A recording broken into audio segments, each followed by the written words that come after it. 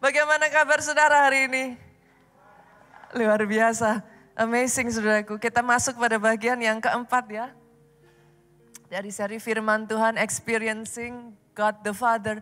Saudara ngerasa nggak dari waktu ke waktu, kita itu dibawa mengupas satu demi satu ya saudara. Kemarin kita belajar nama-nama Allah kan, ini sebenarnya adalah pelajaran-pelajaran dasar semuanya saudaraku. Tetapi sayangnya banyak orang Kristen nggak tahu. Itu sebabnya selama 1 bulan ini saudara terus dibawa masuk dalam. Setiap yang dibagikan ya saudaraku, saudara serap saudaraku. Saudara serap punya kehausan lebih untuk saudara serap lebih lagi saudara. Di bagian yang ketiga ini saya akan berbicara tentang love your Bible. Cintai Alkitabmu. Izinkan saya memulai bagian yang keempat ini dengan satu pertanyaan saudaraku. Do you have a Bible? Boro-boro saya suruh saudara mencintai Alkitab saudara. Lah kalau punya aja enggak terus gimana? Jadi saya memulai dengan satu pertanyaan ini. Do you have your Bible? Terserah saudara mau beli. You can either buy it or you can download it. Terserah saudaraku mau beli, saudara mau download, go ahead. But you gotta have your Bible with you. Saudara harus punya Alkitab bersama dengan saudara. Dan izinkan saya katakan ini, cintai Alkitabmu. Kalau ada orang yang datang kepada saya dan bertanya, Pastor, apa yang harus saya lakukan setelah saya jadi orang Kristen? Saya akan jawab, beli Alkitab. Yang mengerti katakan amin. Bagi saudara di tempat ini yang maybe ini adalah pertama kalinya. Atau buat saudara yang mungkin ini adalah perjalanan saudara pertama kali menjadi orang Kristen. Izinkan saya mengatakan kepada saudara, beli Alkitabmu. Cintai Alkitabmu. Kenapa saudaraku? Karena melalui Alkitab engkau dibawa experience Him deeper. Pastor, saya tuh ya bisa loh ngalami Tuhan pada saat saya menyembah. Of course saudaraku, tentu saja. Pastor, saat saya berdoa, di situ saya itu bisa merasakan jamahan Tuhan. Of course. Tapi kalau saudara bicaranya, saya garis bawahi kata deeper. Saudara ngalami Tuhannya lebih dalam, enggak bisa enggak ada cara lain. Kau harus baca Alkitabmu. Why, Pastor? Kenapa? Karena disitulah Bapakmu menuangkan pikirannya. Karena disitulah dia mencurahkan perasaannya, saudaraku. Ketika kau membaca Alkitabmu, kau jadi tahu jalan-jalannya Tuhan. Ketika kau baca, kau jadi tahu perjanjiannya. Kau jadi makin lama itu ngerti mana toh yang disukai Bapak, mana yang Bapak enggak suka. Di situ saudaraku, saudara bisa membaca perbuatan-perbuatan besarnya Tuhan dan imanmu bangkit. Engkau jadi semakin kenal Dia. Apa yang membuat bapakmu sedih, apa yang membuat bapakmu happy. Semakin engkau kenal Dia, minggu lalu loh kita belajar. Semakin kau kenal Dia, trust itu muncul. Ada rasa percaya kan? Dari trust itu engkau belajar. Engkau berjalan langkah demi langkah ngikutin Dia. Tapi kalau kau gak kenal, how can you trust Him? Dari Alkitab itulah saudaraku, pengenalanmu akan Dia menjadi semakin dalam. Itu sebabnya kenapa saya katakan you get to love your Bible. Cintai Alkitabmu. Itu sebabnya saudaraku, Rasul Paulus itu kalau berbicara sama anak rohaninya, Timotius, lihat apa yang dia katakan. Kita buka yuk. Dari 2 Timotius pasalnya yang ketiga ayat 15. Ingatlah, Paulus itu ngomong sama Timotius disuruh nginget bahwa dari kecil engkau sudah kenal kitab suci. Disuruh ingatlah. Dari kecil engkau sudah kenal kitab suci. Berapa banyak di sini yang sudah punya anak, boleh lambaikan tangannya? Turunkan tangan saudara. Bapak ibu yang sudah punya anak, bolehkah saya titip? Perkenalkan kitab suci kepada anak saudara sejak dari mereka masih kecil. Make it fun for them. Buat itu sesuatu yang menyenangkan. Saudara boleh download zaman sekarang ini banyak kitab suci. Bible for Kids is very fun. Saya anjurkan saudara boleh pakai Superbook. Buat anak-anak saudara, it is very very fun. Atau saudara bisa cari banyak sekali resource-resource yang free saudaraku. Yang ada di YouTube, saudara bisa pakai itu. Atau kalau anak saudara suka membaca, belikan Alkitab khusus untuk anak bergambar. Beda ya Alkitabnya sama yang saudara punya. Kalau untuk yang anak saudara langsung kasih yang seperti kita punya, dia gak akan tertarik. Belikan yang bergambar. Kenapa saudaraku? Tahukah saudara? Lihat ini. Alkitab memberikan kepada saudara hikmat.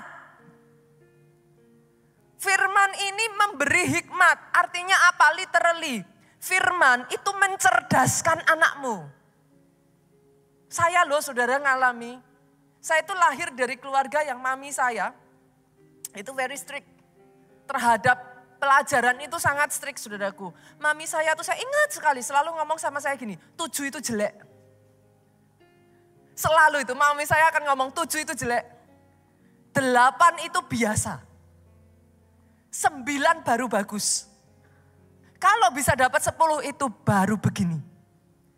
Artinya saudaraku saya besar dan lahir di keluarga yang very very high in expected dalam pengharapannya tuh mami saya itu kalau saya dapat nilai 8, anak lain dipuji-puji orang tuanya. Buat mami saya angka 8 biasa. Tapi sekalipun saya lahir di keluarga yang begitu ya saudara, saya itu enggak jelek-jelek amat juga sih saudaraku. Enggak jelek-jelek amat. Tapi enggak jauh-jauh juga, saya itu masuk di 10 besar saudaraku, jelek-jelek ya ke ranking 11. Zaman dulu kan masih ada ranking ya, kalau zaman sekarang kan anak-anak udah enggak dikasih ranking lagi. Tapi kalau zaman dulu kita itu ditulis saudaraku, nomor 1 siapa, nomor 2 siapa gitu kan, jadi kebanggaan. Saya tuh paling jauh-jauh jelek-jelek juga ranking 11, ranking 13 udah jelek banget saudaraku. Masih 10 besar lah. Tapi saya enggak pernah bisa juara. Saudara tahu apa yang terjadi dalam hidup saya? Ketika saya jumpa pribadi dengan Yesus. Ketika saya mulai ngalami, awalnya memang melalui pujian penyembahan seperti ini saudaraku. Awalnya pada saat saudara berdoa, tapi dari situ kalau saudara sungguh-sungguh ke gerejanya bukan hanya rutinitas, akan muncul rasa lapar. Itu yang benar seperti itu. Saudara itu kayak punya curiosity, pengen dengar lebih, pengen tahu lebih, pengen belajar lebih. That's what happened to me. Saya mulai belajar Alkitab saudaraku. Awalnya kalau baca Alkitab ngantuk. Saya bawa tidur. Gak bisa tidur baca Alkitab. But it's okay. That's fine. Adakah anak-anak saudara yang suka belajar? Semuanya juga kalau belajar ngantuk awalnya kan. Males. Sama. Alkitab juga sama. Tapi saya pelajari terus. Saya ikuti terus. Saya pelajari lebih dalam. Tahukah saudara, tanpa saya sadari, sejak saya terima Yesus, saya rajin baca Alkitab. Dulunya orang tua saya nge-push saya, mami saya itu punya ambisi untuk saya juara. Kakak saya juara 1 terus, saudaraku. Jadi mami saya itu punya ambisi, saya harus bisa juara. Segala cara sudah dicoba, Bu. Apa? Dari kasih hadiah. Kalau kamu dapat nilai 9 atau 10, boleh minta apa, mainan apa. Sampai cara ngancem, saudaraku. Orang tua di sini ngalami nggak sama anak-anaknya kan? Kalau dikasih hadiah nggak bisa diancem, pakai cara segala macam. Tapi ya nggak kemana-mana ya begitu-begitu aja. Tapi sejak saya mengenal Yesus, saya rajin membaca Alkitab. tanpa disuruh mami saya, tanpa diapa-apakan saudaraku. Yang tadinya masih 10 besar belasan lah saudara. Sekarang saya nilainya nggak jauh-jauh dari ranking 3, ranking 4, ranking 3, ranking 4, ranking 3, ranking 4. Saya harus ngomong ini saudaraku. Firman itu mencerdaskan. Ini boleh dimunculkan lagi ayatnya tadi. Firman bukan hanya mencerdaskan. Firman menuntun engkau kepada keselamatan oleh iman kepada Yesus Kristus. Firman itu saudaraku membuat saudara jadi sadar. Pernah nggak ngerasa setelah saudara ke gereja, tiba-tiba loh apa yang tadinya saudara lakukan, saudara cuek-cuek aja. Setelah saudara dengar firman, tiba-tiba saudara gini, kayaknya saya salah deh. Terus ada rasa bersalah di hati. Saudara pikir dari mana itu munculnya? Firman itu menuntun engkau pada keselamatan. Engkau jadi tahu mana yang benar, mana yang salah. Dari situ engkau nggak lakuin apa yang salah. Engkau berjalan ngikuti jalan yang benar. Itu firman saudaraku. Dan ayat 16 yuk kita baca. Firman, lihat ini saudaraku. Tadi sedang berbicara tentang apa? Ingatlah, Rasul Paulus bicara kepada Timotius apa tadi? Ingatlah, sejak kecil engkau sudah mengenal kitab suci. Berarti temanya sedang berbicara soal apa? Kitab suci ya, Alkitab ya saudara. Tentang kitab suci ayat 16 itu ngomong gini. Kitab suci itu adalah segala tulisan yang diilhamkan Allah. Dia punya manfaat untuk mengajar. Nah, saudara ngerasa nggak sih kadangkala setelah saudara ibadah, saudara dengar firman, kayak saudara tuh kayak gini, oh aku harus begini. Oh ini yang harus saya lakukan. Kenapa? Karena tanpa saudara sadari, firman itu mengajar kepada saudara. Dia menyatakan kesalahan. Tadi saya sudah mengatakan kepada saudara, tiba-tiba kayak berasa, kayaknya kok saya salah ya, besok lagi nggak boleh nih. Bukan hanya itu, firman memperbaiki kelakuan. Kalau saudara benar ibadahnya, kalau saudara sungguh-sungguh mengenal Tuhannya, masuk lebih dalam, nanti tiba-tiba saudara akan ngalami. Berubah loh.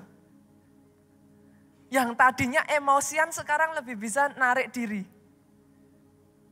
Yang tadinya gampang menyalahkan diri sendiri sekarang sadar bahwa Tuhan itu mengasihi kita apa adanya. Tuhan menerima kita apa adanya. Kenapa? The Bible. Itu pekerjaan firman Pak. Itu sebabnya saudara nggak bisa dapatkan itu hanya melalui pujian penyembahan ataupun doa. Kalau saudara mau kenal deeper, harus Alkitab. Dan firman mendidik orang dalam kebenaran. Nah, dari ayat ini yang saya mau garis bawahi bukan semuanya ini saudaraku. Tapi saya mau garis bawahi segala tulisan yang diilhamkan Allah. Alkitab adalah tulisan yang diilhamkan Allah. Kata diilhamkan artinya petunjuknya itu diberikan oleh Allah. Timbul dari hati dan pikiran Allah. Diberikan kepada si penulis. Saya ulang ya, arti kata diilhamkan saudaraku, petunjuk, pikiran, hatinya Allah itu diberikan kepada sang penulis yang kemudian dituangkan dalam bentuk kata dan tulisan. What's your point, Pastor? This is my point. Sumber dari Alkitab itu bukan pikiran manusia. Yang mengerti katakan amin. Sumber dari Alkitab bukan pikiran, analisa, dan hati si penulis. Itu sebabnya ayat tadi kita baca. Semua tulisan itu diilhamkan oleh Allah. Artinya Alkitab itu adalah pikiran dan hatinya Allah yang ditransferkan. Diimpartasikan kepada si penulis. Dari situ saudaraku, si penulis menuangkannya dalam bentuk perkataan dan tulisan. Itulah yang saat ini saudara bawa, saudara pegang sebagai Alkitab. Bahkan saudaraku, dalam satu terjemahan KJV, King James Version saudara, dikatakan dalam bahasa Inggrisnya seperti ini saudaraku.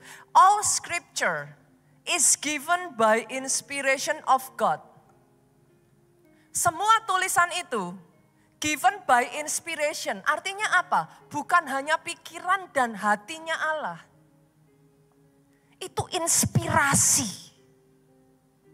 Diberikan kepada si penulis. Tidak heran ketika saudara terima inspirasi.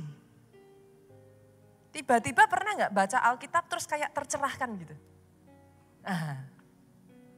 Kenapa? Karena itu inspired by him. Kalau itu inspired by him, saudaraku, pikirannya Allah, hatinya Allah yang diinspirasikan kepada manusia, levelnya beda Pak, sorry. Level kualitasnya tuh sama pikiran hati manusia beda, nggak bisa. Itu sebabnya nggak heran kadang ketika saudara baca Alkitab, tiba-tiba Bu, saudara tuh ngalami kayak gini. Tadinya nggak ngerti, terus kayak ting gitu. Pernah ngalami itu ya? Terus kayak saudara ngerasa kayak, yes gitu. Pernah ya? Itu sebabnya kenapa saya katakan kalau kau terima rema, itu seperti meloncat dari hatimu. Dari situlah saudaraku, tiba-tiba rohmu hidup. Kerasa ya? Kerasa. Saudara tahu gak kenapa rohmu jadi hidup? Karena satu terjemahan lagi yang namanya The Message, itu mengatakan, all scripture, saudaraku, is God breathed. Firman itu nafas hidupnya Allah. Jadi pada saat saudara baca Alkitab, saudara itu bukan baca pikiran manusia. Saudara bukan baca hatinya manusia. Bahkan bukan hanya inspirasi ataupun pikiran dan isi hatinya Allah. Tapi pada saat kau baca Alkitab di situ, nafas hidupnya Tuhan itu dihembuskan. Jangan heran kalau nafas hidup itu dihembuskan, ngerasa enggak ketika dengar firman seperti ini, rohmu bangkit. Make sense ya sekarang ya Bapak Ibu. Kenapa kalau saudara dengar firman, saudara pulang, saudara jadi kayak ada kekuatan.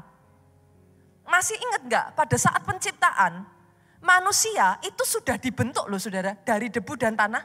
Sudah jadi loh Bu. Tapi Alkitab mencatat, dia belum hidup. Kenapa? Coba perhatikan ini. Dia baru jadi makhluk hidup setelah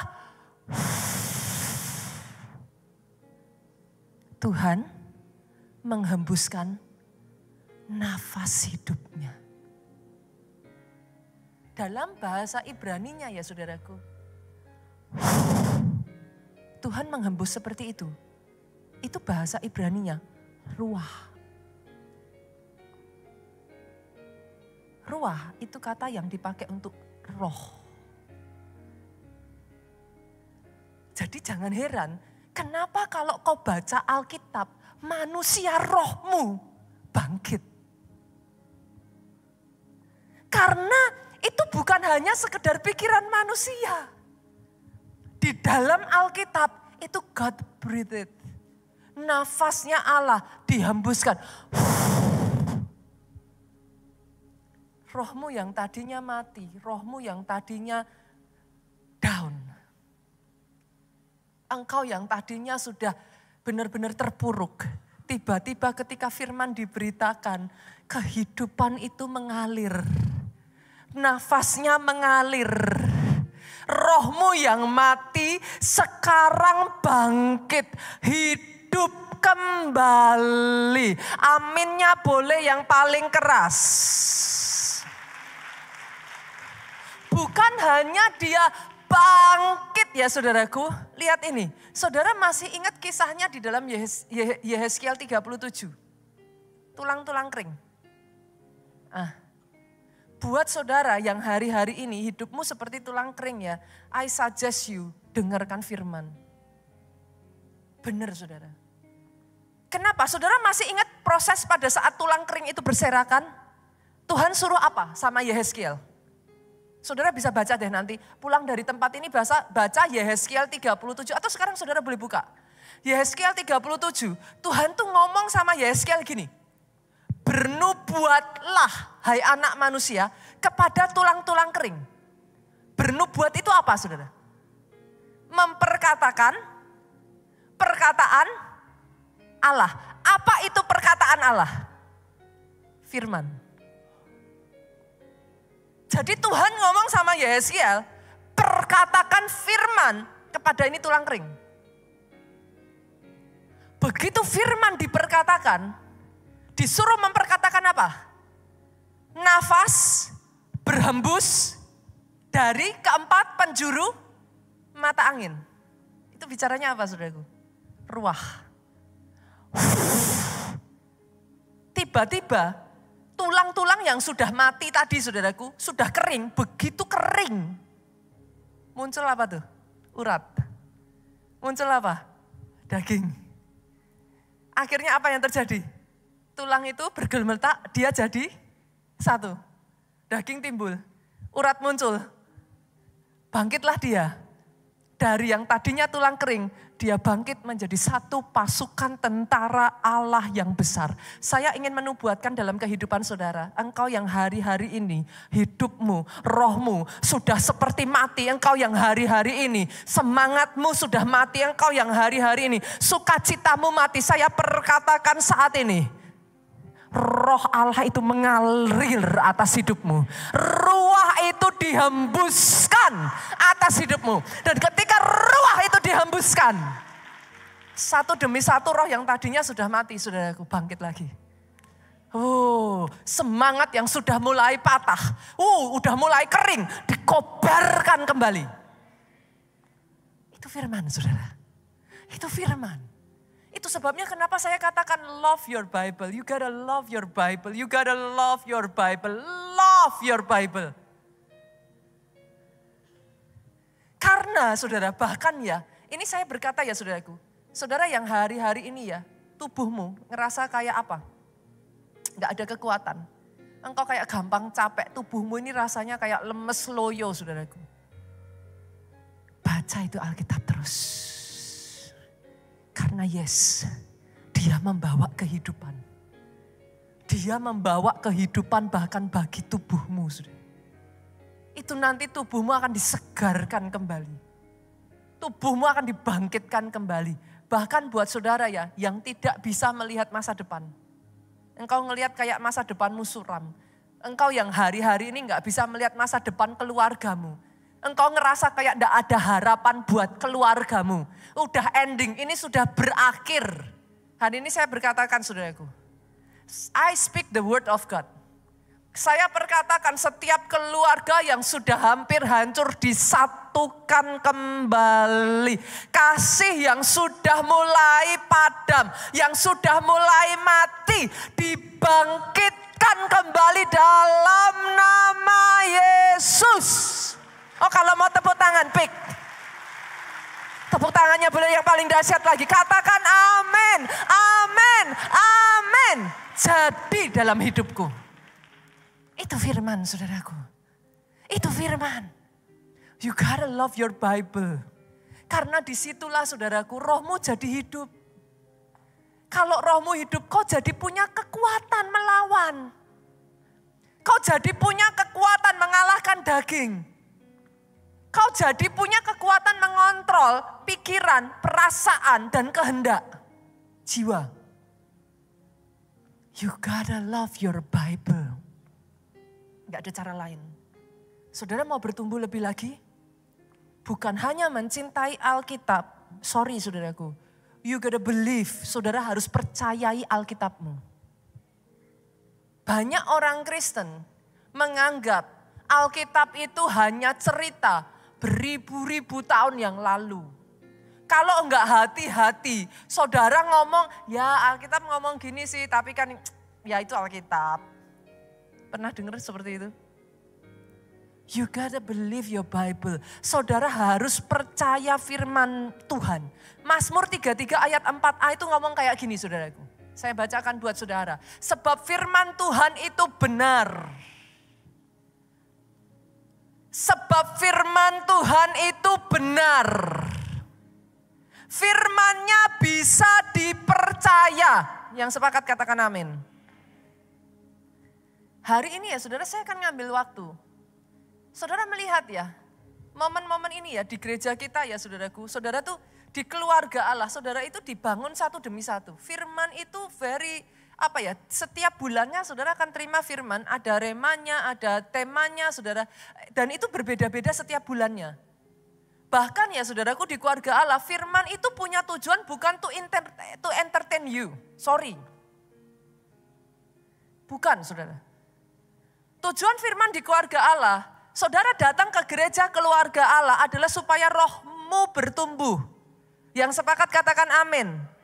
Saudara kirim anak saudara sekolah supaya apa? Jiwanya bertumbuh. Betul? Dia jadi lebih pinter. Diasah pengetahuannya.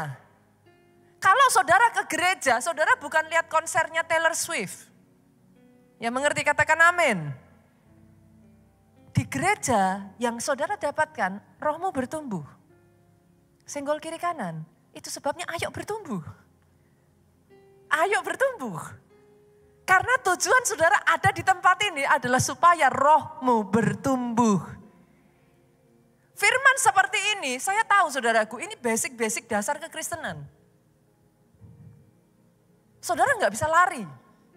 Saudara boleh pelayanan, saudara boleh lakukan semuanya itu. Tapi kalau kau tidak membaca Alkitabmu, kau tidak belajar mencintai Alkitabmu, engkau tidak mempercayai Alkitabmu, nggak bisa maksimal. Nggak akan bisa. Pujian dan penyembahan oke, bagus. Doa oke, tapi firman itu yang memberi makanan kepada roh. Jadi you cannot skip it. Hari ini saudaraku saya akan membagikan kepada saudara 5 poin. Why you should believe your Bible. 5 alasan kenapa saudara harus mempercayai Alkitabmu. Yang pertama ya saudaraku, di dalam Alkitab saudara, Alkitab itu adalah mengandung cerita ataupun kisah yang dapat dipercaya secara historis. Alkitab bukan buku sejarah. Saya ngomong dulu ya. Kalau Alkitab saudara adalah buku sejarah, maka dari Kejadian sampai Wahyu itu harus berurutan ininya saudaraku, tahunnya. Tapi Alkitab bukan buku sejarah.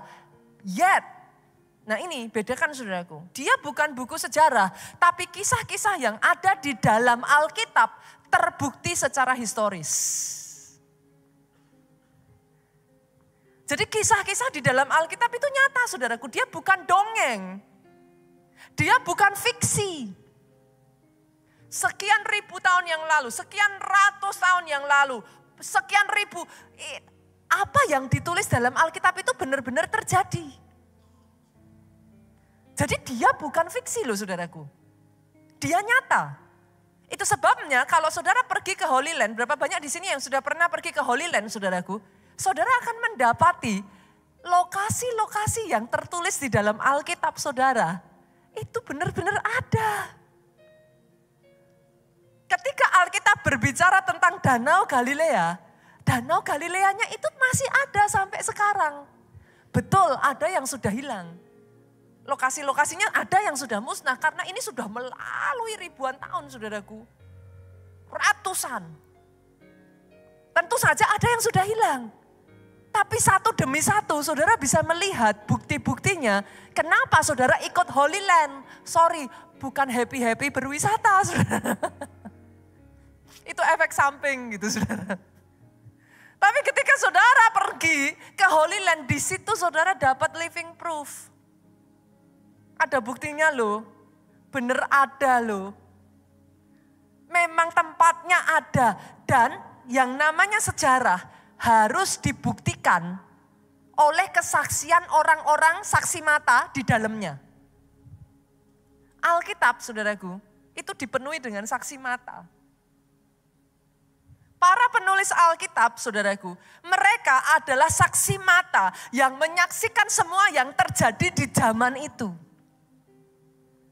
Di perjanjian lama, saudara mengenal Musa. Musa menulis Keluaran, Musa menulis kitab-kitab yang ada di pertama awal, saudaraku. Lalu saudara berjalan lagi, saudara menemukan para nabi. Betul? Dari Yesaya, dari Yeskiel, nabi-nabi besar, Yeremia, saudaraku. Mereka adalah saksi mata yang benar-benar menyaksikan apa yang terjadi pada saat itu. Itu sebabnya kenapa Alkitab saudara itu memang benar-benar bisa dipercaya secara historis. Dia bukan khayalan. Dia nyata. Orang-orangnya nyata. Kisah-kisah di dalamnya nyata. Bahkan kalau saudara runut terus sampai ke perjanjian baru. Saudara akan menemukan di situ Matius nyata, Markus nyata, Lukas. Nah, saya akan ajak saudara melihat ya. Kenapa ke Lukas? Karena Lukas ini seorang tabib, saudara. Dokter. Bapak Ibu di sini yang kalau ada yang seorang dokter tahu. Yang namanya dokter terbiasa tuh. Diajar berpikir thinking critical. Runut gitu saudaraku. Harus di jurnal kan kayak gitu. Harus satu demi satu. Itu sebabnya saya akan mengajak saudara lihat Lukas. Karena dia seorang tabib. Zaman dulu tabib itu dokter. Kita lihat ya. Lukas pasalnya yang pertama. Kita baca ayatnya yang pertama sampai ayatnya yang keempat. Lukas ngomong sama salah satu pejabat saat itu saudaraku. Kita baca bergantian boleh? Saya baca ayat 1, ayat 2 saudara baca, kita bergantian sampai ayat 4. Theophilus yang mulia, banyak orang telah berusaha menyusun suatu berita tentang peristiwa-peristiwa yang telah terjadi di antara kita. Nah, Lukas ngomong sama Theophilus ya, sudah ayat yang kedua, 2, 3. Seperti yang disampaikan kepada kita oleh mereka yang dari semula adalah siapa? Saksi mata dan pelayan firman. Jadi ada saksi matanya. Alkitabmu itu dari saksi mata dikumpulin. Cerita demi cerita dikumpulkan saudaraku. Ayat ketiga, karena itu setelah aku menyelidiki bukan hanya saksi mata, tapi dicek. Enggak ngawur, bukan kesaksian palsu. Setelah aku menyelidiki segala peristiwa itu dengan seksama dari asal mulanya, aku mengambil keputusan untuk membukukannya dengan teratur bagimu. Lihat saudaraku. Dengan cara itulah saudaraku satu demi satu saudara. Ayat 4 yuk sama-sama 2, 3. Supaya engkau dapat mengetahui bahwa segala sesuatu yang diajarkan kepadamu sungguh benar. Oh saya enggak mendengar amin yang paling keras dari tempat ini. Saya enggak mendengar tepuk tangan yang paling meriah dari tempat ini. Sungguh benar. Firman itu sungguh benar. Dia bisa dipercaya. Dia punya cerita historical. Itu sebabnya disebut his story. His story. Ceritanya. His story. Bolehkah saya hari ini bawa kabar baik buat saudara? His story can be your story. Semua kisah-kisah yang ada di dalam Alkitab. Saya berdoa ya saudaraku. Kau bukan hanya membacanya, tapi kau mengalaminya secara pribadi. Kenapa saya katakan ruah, firman itu mengandung kehidupan saudaraku. Itulah yang dialami, media boleh munculkan. Seorang hamba Tuhan besar yang bernama Yonggi Cho. Long time ago saudaraku. Saat ini Pastor Yonggi Cho sudah berpulang saudara. Media boleh dikeluarkan, dimunculkan dari tambahan materi. Long time ago saudaraku, pada saat Pastor Yonggi Cho ini bahkan belum bertobat saudara. Dia masih belum bertobat. Pastor Yonggi Cho ini sudah hampir mati saudaraku, sudah hampir meninggal. Kenapa? Karena di zaman itu saudaraku masih perang Perang Korea ya saudaraku. Ini Pastor Yonggi Cho saudaraku. Masih perang Korea pada saat itu saudaraku, keadaan itu belum baik. Pastor Cho ini terkena yang namanya tuberkulosis, TBC. Di zaman itu saudaraku, penyakit TBC itu penyakit yang tidak ada obatnya. Pasti meninggal. Nah, satu ketika di rumah sakit, di kamar rumah sakit di mana dia sudah menanti kematiannya saudara. Ada seorang wanita yang mendatangi Pastor Cho dengan membawa Alkitabnya dan memberitakan tentang Injil Yesus Kristus. Pastor Cho marah, dia usir wanita ini, tapi tidak peduli seberapa kali pun wanita ini diusir, tiap hari wanita itu datang. Sampai saking marahnya Pastor Cho, saudaraku, dia usir, dia marah-marah. Dia ngomong sama wanita ini, biarkan aku mati dengan tenang. Karena sudah begitu kencang diusirnya saudaraku, wanita ini cuma ngomong kayak gini, oke, aku gak akan datang lagi. Tapi aku tinggalkan sebuah buku sakti. Kalau kau mau hidup, baca buku ini. Wanita itu meletakkan buku Alkitab itu di meja dari rumah sakit tempat Pastor Cho dirawat saudaraku. Yang membuat Pastor Cho sangat marah, dia ambil buku itu, dia lempar, dia banting saudara. Wanita ini keluar dan wanita ini tidak datang lagi. Tetapi saudaraku, dari waktu ke waktu, berapa banyak yang pernah ngalami di rumah sakit itu cengok saudara. Nggak ngapa-ngapain saudaraku, di rumah sakit itu ya saudara ya mau apa gitu. Akhirnya lama-kelamaan Pastor Cho kepo gitu saudara. Dia penasaran dengan buku yang diberikan, dia ingat kata-kata dari wanita yang mendoakan dia setiap hari itu dan berkata, kalau kau mau hidup, baca buku ini. Tahukah saudara, dari hari lepas hari Pastor Cho baca buku itu. Awalnya dia nggak mengerti. Dia baca buku itu. Awalnya nothing happen. Dia baca, dia baca, dia baca. Sampai dia menutup usianya di usia yang ke-99 tahun saudaraku. Dia tidak mati. Tuberkulosis tidak menghentikan langkahnya. Dia hidup. Dia menjadi seorang hamba Tuhan besar.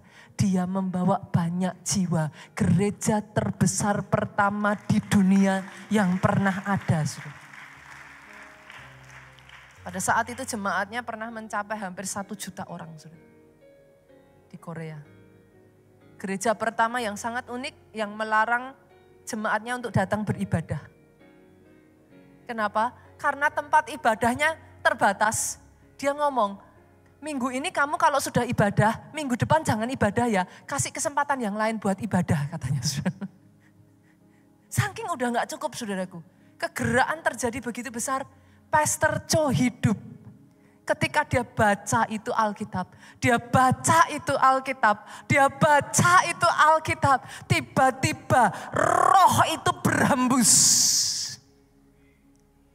Tubuhnya yang sudah satu demi satu saudaraku, sel-selnya yang sudah mulai mati dihidupkan kembali. Itu sebabnya mujizat terjadi.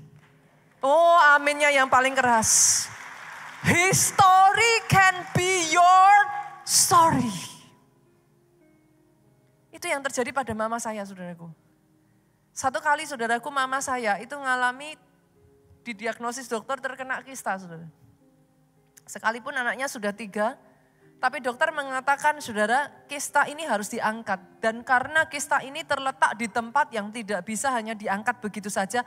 Harus diangkat serahim-rahimnya. Itu pukulan yang sangat berat sekali bagi mami saya. Waktu itu saya masih kecil ya saudaraku. Saya belum memahami terlalu banyak. Jadi pada saat itu saudaraku. Saya hanya bisa melihat mami saya sedih sekali. Disitulah saudara. Mami saya berlari kepada Tuhan. Disitulah mami saya mengejar dan mencari rema yang dari Tuhan. Pastor, apa yang pastor maksud dengan pastor mencari rema dari Tuhan? Baca tuh Alkitab terus. Saudara. Baca terus. Itu cara saya mencari rema. Nanti saya ceritakan saudaraku. Mami saya terus baca Alkitab. Sampai tiba-tiba dia membaca sampai di satu ayat yang mengatakan seperti ini. Segala sesuatu yang tidak ditanam oleh Tuhan. Dicabut. Sampai ke akar-akarnya. dicabut sampai ke akar-akarnya. Matius pasal 15 ayat 13, setiap tanaman yang tidak ditanam oleh Bapakku yang di surga akan dicabut sampai akar-akarnya. Tiba-tiba pada saat mami saya membaca itu, saudaraku, pengertian itu muncul. Tadi saya katakan inspirasi. Pikiran Allah itu masuk. Tiba-tiba dia memberikan hikmat.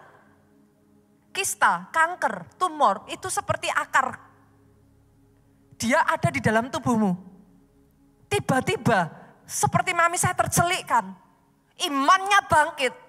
Dan dia katakan, engkau akar-akar kista, engkau akar-akar apapun yang ada di dalam tubuh, dicabut. Itu seperti kayak iman bangkit begitu saja, saudaraku. Waktu berjalan, nah ini, saudara harus mengerti, itu bukan berarti langsung saat itu juga hilang ya saudara. Sebagian orang mengalami itu. Tapi every single day, mami saya memperkatakan itu. Every single day, mami saya memperkatakan itu. Kemarin di Solo, saya tuh membaca satu kayak semacam ini saudaraku. Kata afra kedavra. Saudara yang mengikuti kemarin kalau saudara ini ya saudara bisa cari di YouTube-nya saudaraku. Karena saya khotbah di Solo. Afra kedavra itu berasal dari stem word, akar kata bahasa Ibrani.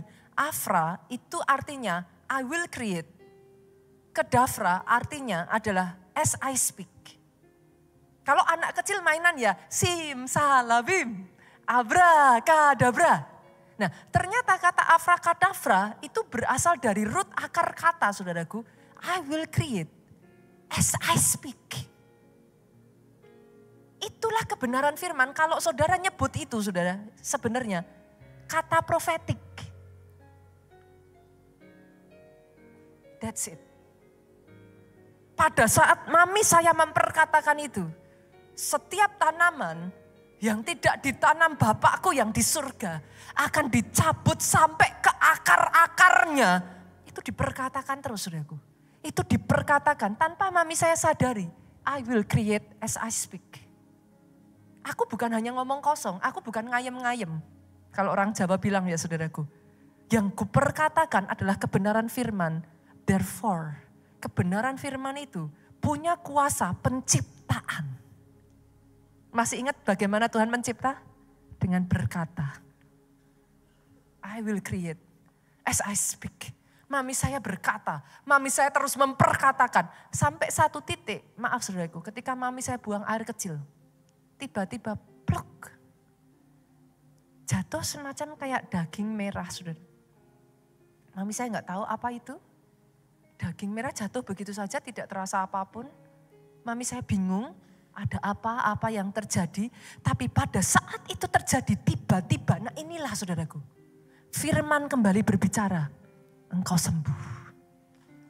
Engkau sembuh. Engkau sembuh. Itu seperti iman mami saya bangkit. Dan saat itu mami saya berkata, yes aku sembuh. Mami saya pergi ke dokter saudaraku. Diperiksa. Kistanya sudah hilang sama sekali. Sampai detik hari ini tidak pernah keluar lagi. Sembuh total. Boleh sekali lagi tepuk tangannya yang paling meriah buat Yesus Tuhan kita. Tepuk tangannya boleh yang paling dahsyat buat Yesus Tuhan kita. His story can be your story. Itulah yang terjadi pada saya saudaraku. Pada saat saya punya anak saya yang pertama, Jessica. Sama saudara. Karena saya berdoa sama Tuhan jangan punya anak dulu, kami masih perintisan di pelayanan saudara. Jadi saya berpikir kalau saya cepat-cepat punya anak, kasihan anaknya. Karena dari pagi sampai malam, saya tuh bisa keluar rumah jam 7, pulang-pulang jam 12, jam 1 pagi saudaraku.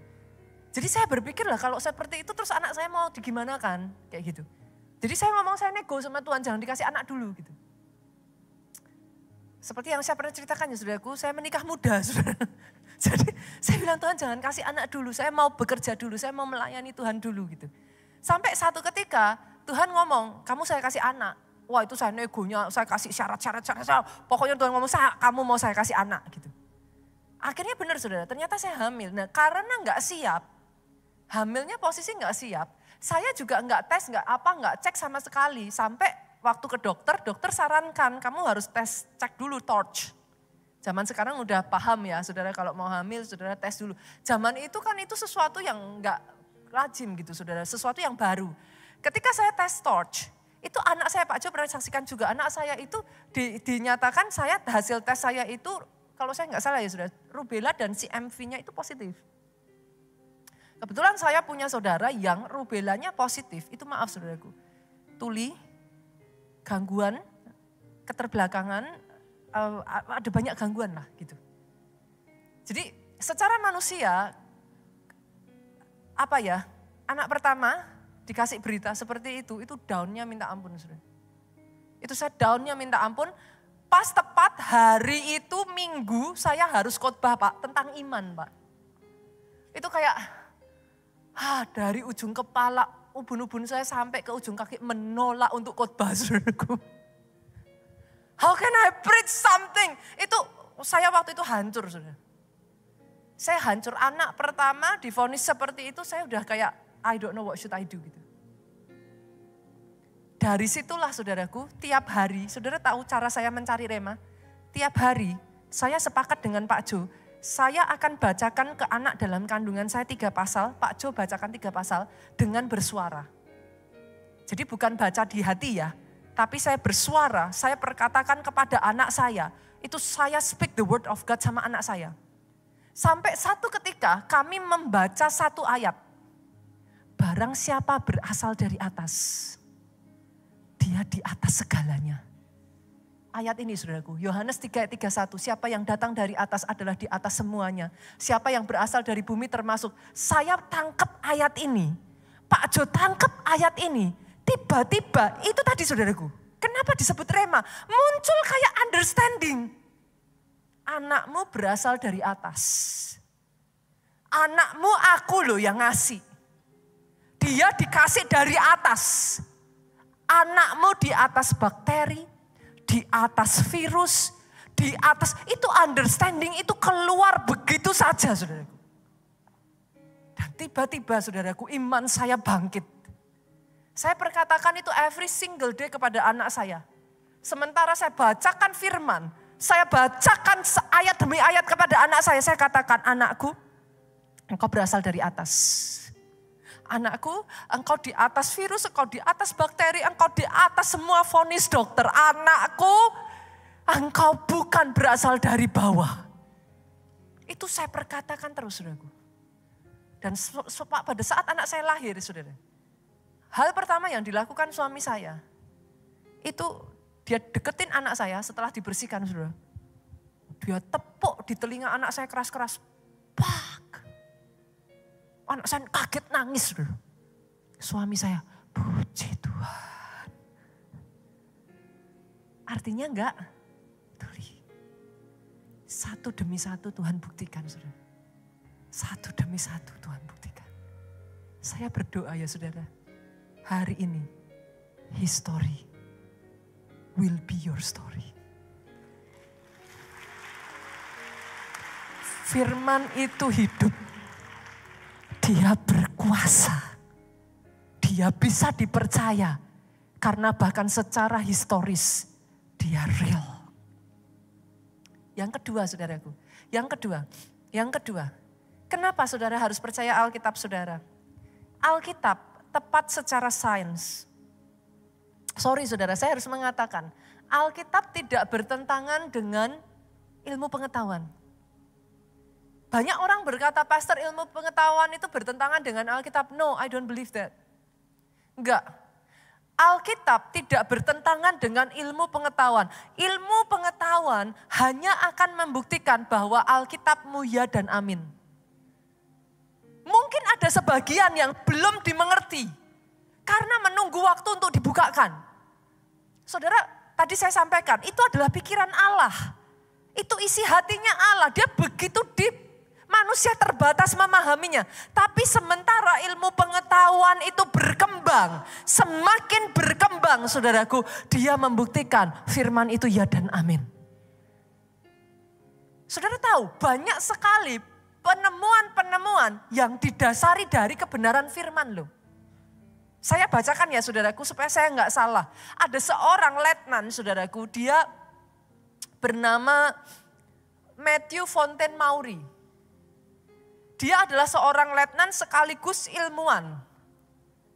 Dia punya kontribusi yang sangat besar sekali, saudaraku, di dunia kelautan, saudara. Dia menemukan jalan laut.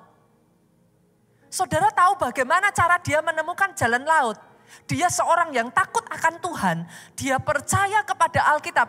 Dia membaca satu ayat yang sangat simpel sekali. Yang ngomong kayak gini, Mazmur 8 ayat 9, saudara. Burung-burung di udara dan ikan-ikan di laut. Apa yang melintasi arus lautan? Dia baca ayat itu.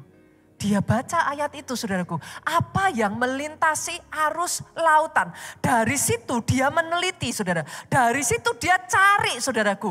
Dia percaya yang dia baca. Dia bersikeras mencari informasi tentang angin dan arus samudra. Sampai akhirnya, saudaraku, dari ayat ini dia menemukan rute pelayaran terbaik, saudara. Orang ini menulis buku tentang navigasi yang sampai detik hari ini dipakai di semua kapal angkatan laut AS.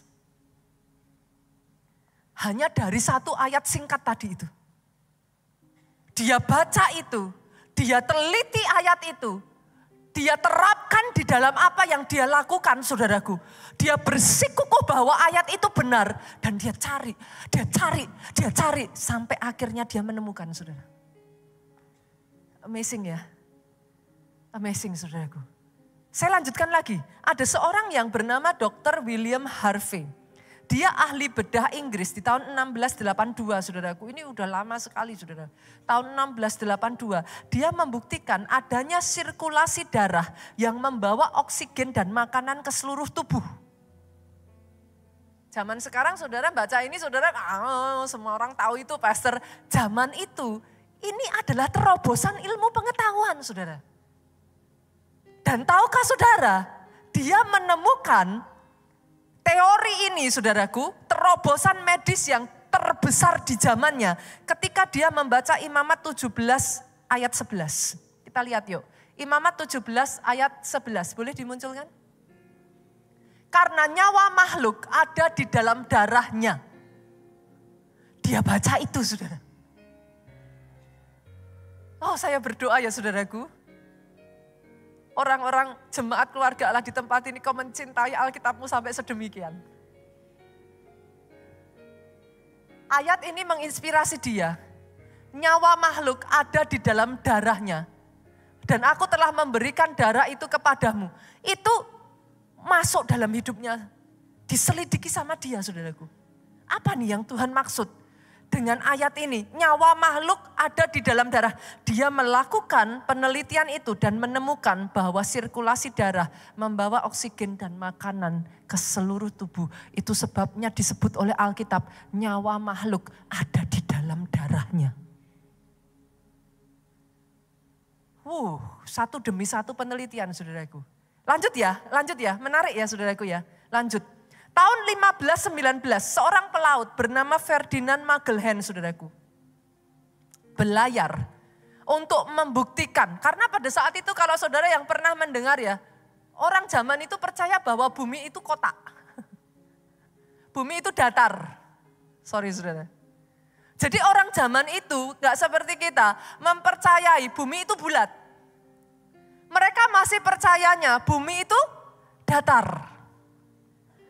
Tapi Ferdinand Magellan membaca Yesaya pasal 40 ayat 22 yang sudah ditulis, saudaraku.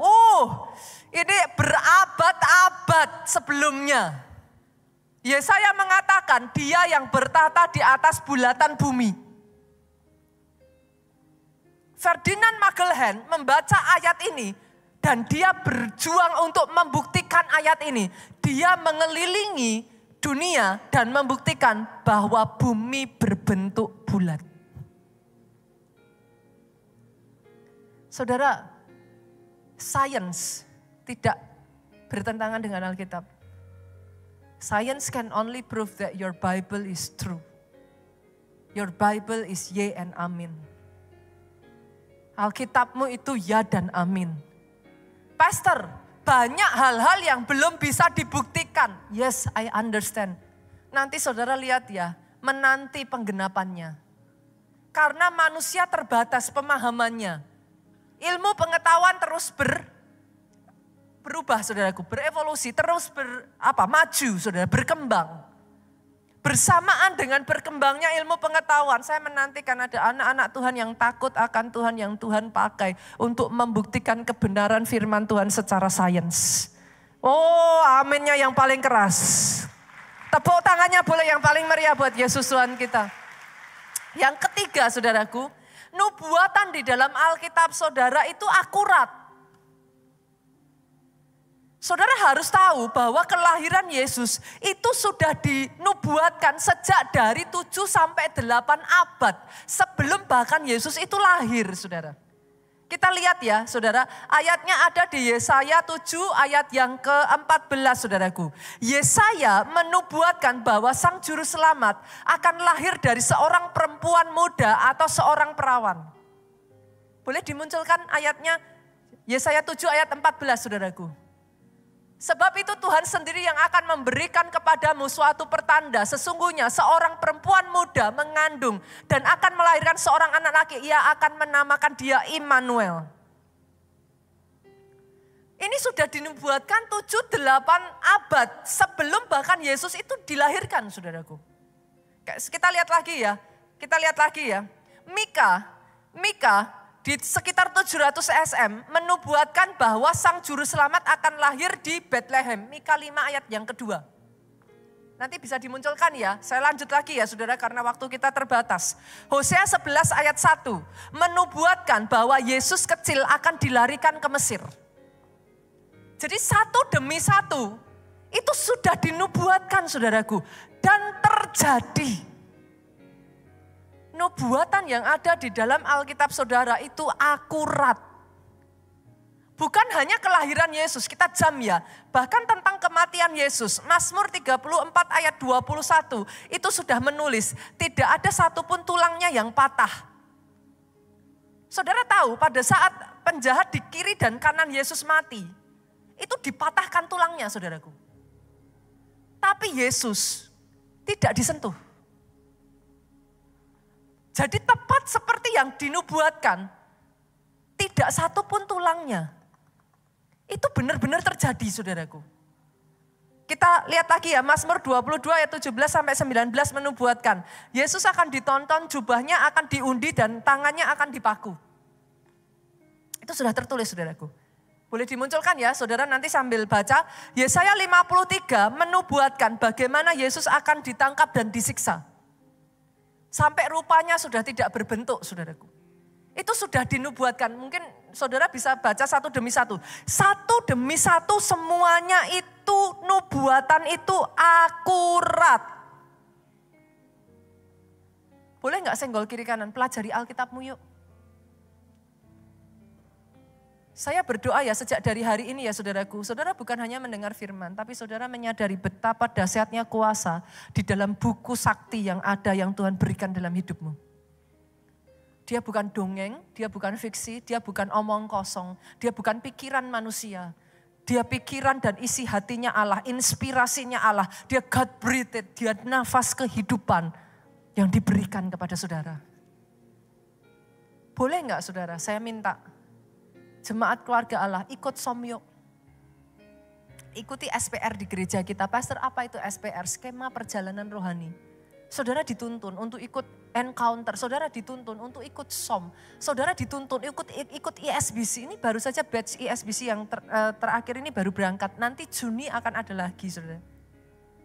Tapi ayo buat saudara yang sudah pelayanan. Tapi saudara bahkan belum encounter. Saudara belum ISBC. Saudara belum ikut SOM. Ikut. Kenapa saudara? Senggol kiri kanan, jangan jadi orang Kristen KTP. Saudara itu jadi apa? Target serangan iblis loh. Tapi gak punya senjata. Apa gundul gitu saudaraku? Kosong, gak punya perisai. Saudara gak punya ketopong keselamatan, saudara gak punya pedang roh. Terus saudara mau perang pakai apa? Gunakan pedang roh, firman itu saudaraku. untuk menghancurkan tipu muslihat iblis, mengalahkan kebohongannya, menang terhadap masalah demi masalah dalam hidupmu. Jangan jadi orang Kristen yang gak ngerti apa-apa, saudaraku. Sayang gitu.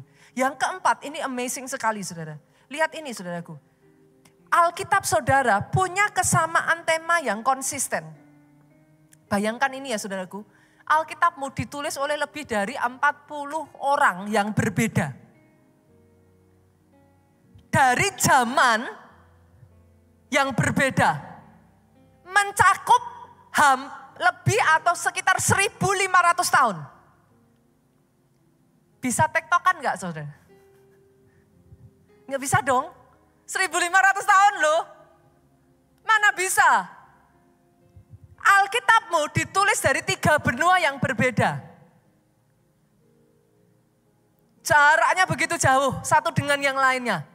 Ditulis Pak, oleh orang-orang dari profesi yang berbeda-beda. Ada yang nelayan, ada yang seorang tabib, ada yang seorang petani, ada yang nabi, ada yang raja. Tapi saudara, dari ujung ke ujung, punya kesamaan tema. Saudara tahu apa itu?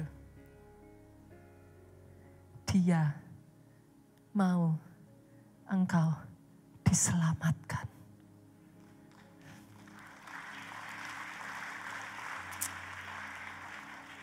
Saya waktu mempelajari ini, air mata saya mengalir saudara. Kalau Alkitab saudara ini bisa dijadikan drama Korea ya saudaraku, itu akan menyentuh hati sekali. Kebayang gak saudaraku, dari abad demi abad ya. Dia berusaha menyelamatkan engkau loh saudara. Melalui 1.500 tahun dia tetap berusaha untuk menarik engkau dan dia gak mau kehilangan engkau. Dia kirimkan nabinya, dia kirimkan utusannya, dia kirimkan siapapun yang dia bisa lakukan sampai terakhir. Dia kirimkan anaknya yang tunggal. Itu kalau dibikin drakor saudara. Melalui 1.500 tahun. He just want you to get saved. Saudara punya Tuhan yang sangat sweet. He love you that much. Bagaimana mungkin orang dengan keanekaragaman, perbedaan lintas abad saudaraku bisa menulis satu kesamaan tema. Salvation comes from Jesus Christ.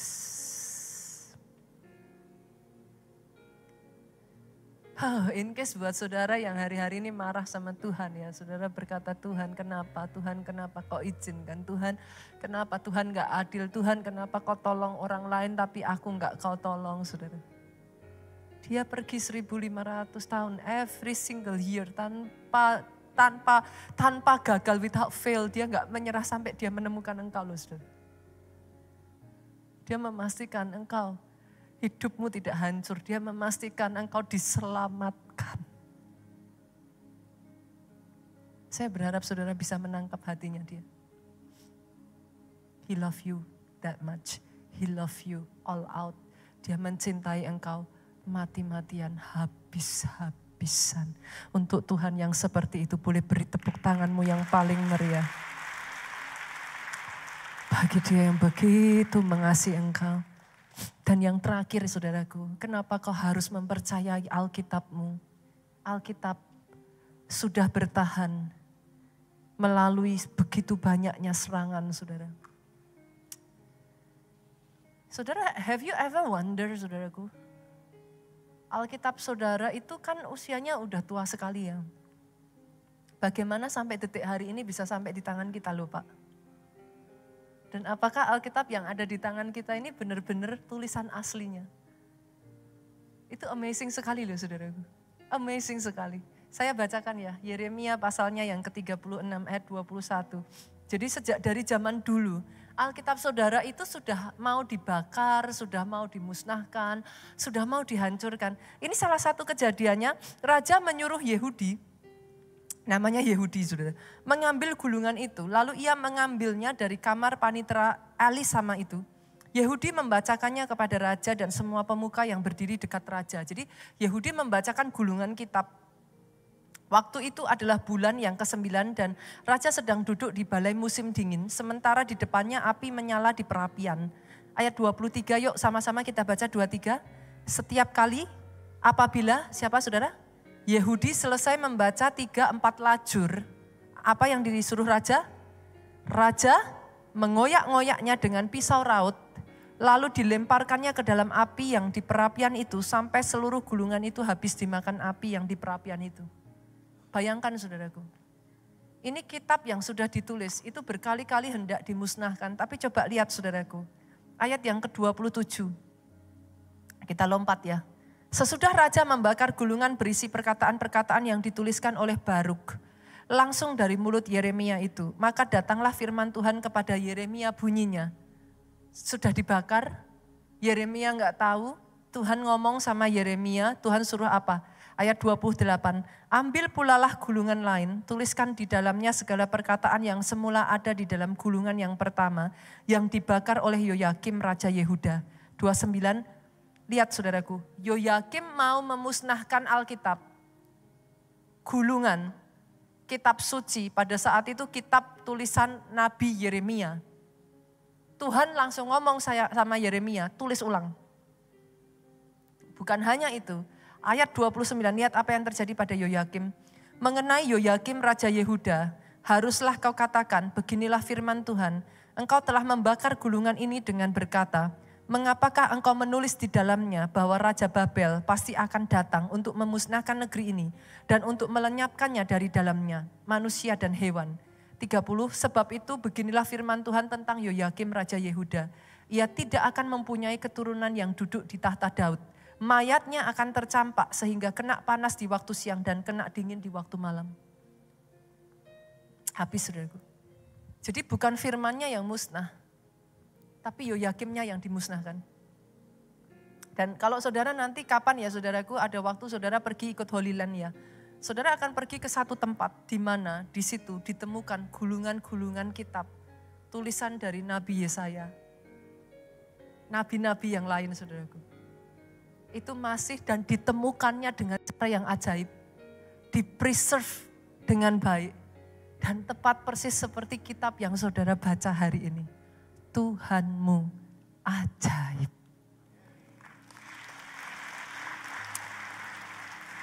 Tahun 168 saudaraku. Ini enggak berhenti sampai di situ. Tahun 168 sebelum Masehi, seorang raja bernama Antiochus berusaha menghapus tradisi keagamaan Yahudi, berusaha melenyapkan hukum Taurat, dia berusaha memusnahkan semua salinan kitab, tapi gagal. Tahun 300 Masehi, Kaisar Roma bernama Diocletianus menetapkan dekret yang sangat keras terhadap orang Kristen. Ini masa penganiayaan berat saudara. Penghancuran dan pembakaran salinan-salinan tulisan kudus dan penghancuran tempat berkumpulnya orang Kristen saudaraku. Tapi itu pun gagal. Berjalan lagi saudaraku, seorang penulis Perancis bernama Voltaire yang terkenal benci terhadap Alkitab memprediksikan bahwa 100 tahun ke depan kekristenan akan lenyap. Hanya menjadi memori yang menguap. Lihat ini saudaraku. Justru sebaliknya yang terjadi. Nama Voltaire lah yang lenyap di telan bumi. Dan lihat ini saudaraku. Luar biasanya. The British of Foreign Bible Society satu kali membeli perpustakaan Voltaire. Tidak lama kemudian dari lantai sampai langit perpustakaan itu dipenuhi ribuan Alkitab yang dibenci oleh Voltaire. Namun tidak bisa dibinasakan. Itu tuh satu demi satu cerita ya saudaraku. Kitab suci yang kau punya di tangan saudara itu bukan sembarang buku. Saya berdoa sejak dari hari ini orang Kristen menyadari betapa dahsyatnya kuasa yang terkandung di dalam firman Tuhan. Saya mengundang pemain musik boleh maju ke depan. Saya akan bacakan ayat yang terakhir saudaraku. Matius 5 ayatnya yang ke-18. Karena itu aku berkata kepadamu, sesungguhnya selama belum lenyap langit dan bumi ini, satu iota atau satu titik pun tidak akan ditiadakan dari hukum Taurat. Sebab sebelum semuanya terjadi. Masih ada nubuatan-nubuatan yang belum terjadi, saudara. Tapi akan terjadi. Artinya kalau di dalam Alkitab mengatakan ada surga dan ada neraka, ya surga dan neraka sungguh ada. Artinya kalau di dalam Alkitab mengatakan Yesus akan datang kedua kalinya, He will come. Dia akan datang kedua kalinya. Belum tergenapi, belum terjadi, tapi menanti penggenapannya. Hari ini Bapak Ibu, izinkan saya mengatakan kepada saudara,